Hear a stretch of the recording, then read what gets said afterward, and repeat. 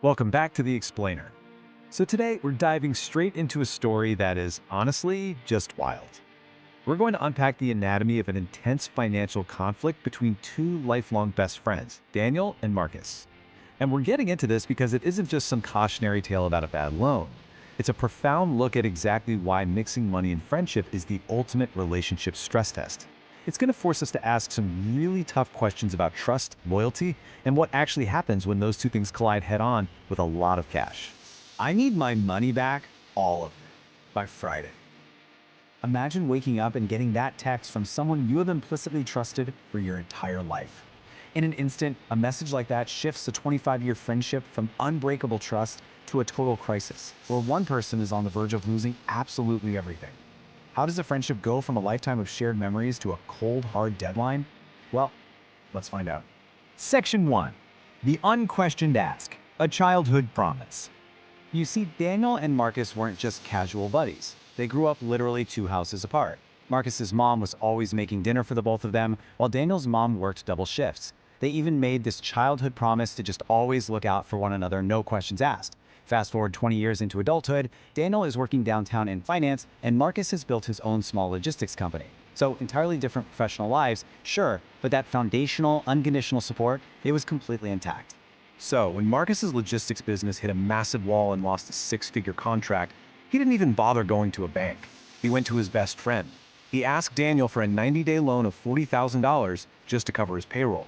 And because of that deep foundation we were just talking about, Daniel didn't even blink. He wired that 40 grand that very same night because, that's just what family does.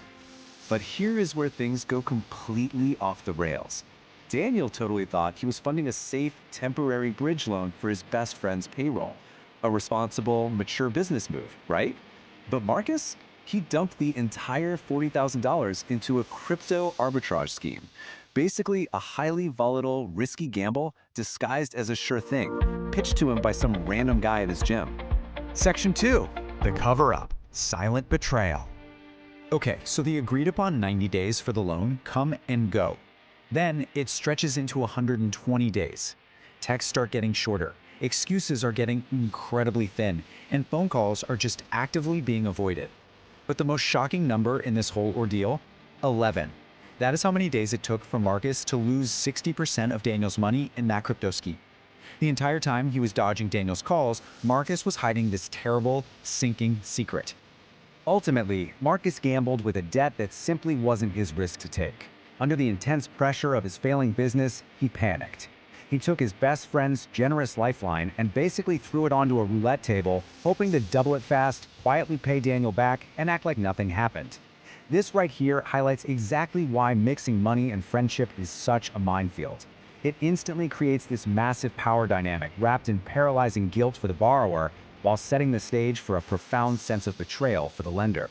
Section 3. The Confrontation, a Rainy Night. So Daniel eventually finds out about the crypto loss. And not even from Marcus, but through a mutual friend.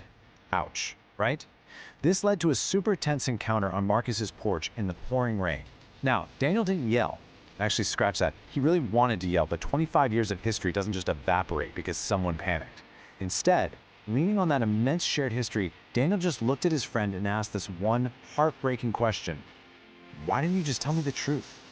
And Marcus's response is just gut-wrenching, because you would have said no, and I couldn't lose you and the business in the same week. This is so crucial to understand. Marcus's deception wasn't born out of malice or some evil desire to steal from his friend. It was driven by the paralyzing fear of disappointing the very person who trusted him the most. Sometimes the sheer panic of losing someone's respect makes people do the exact thing that destroys the trust they were desperately trying to protect. Section 4. The Resolution, Path to Repayment. Now, to Marcus's immense credit, when all the cards were finally on the table, he didn't run away. He faced his catastrophic mistake head-on. Step 1, he sold his personal car. Step 2, on top of running what was left of his logistics company, he took on a brutal night shift at a warehouse. And Step 3, month after month, he personally delivered cash envelopes to Daniel. Sure, they were never for the full amount, but the envelope was never empty either. This grueling process was definitely not quick. It took 14 agonizing months of those hand-delivered envelopes for Marcus to pay back roughly 70% of that original $40,000 debt. But then, something absolutely incredible happened. Daniel looked at that remaining 30%, pulled out the physical piece of paper with the IOU on it, and tore it up right in front of Marcus. He completely forgave the rest of the debt. Section 5. The true test. Friendship and money. Daniel let the rest of that money go because of a really profound realization.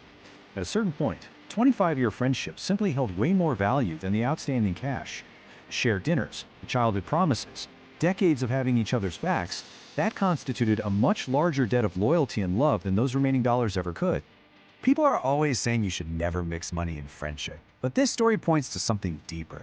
Money doesn't just inherently destroy friendships, it acts like a high-pressure stress test, revealing the actual foundation of your relationship. If it's built on deep love, it'll survive the financial storm.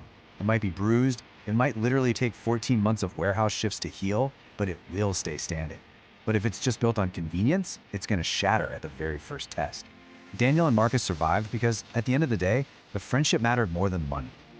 So as we wrap up this explainer, I really want you to reflect on your own relationships for a second.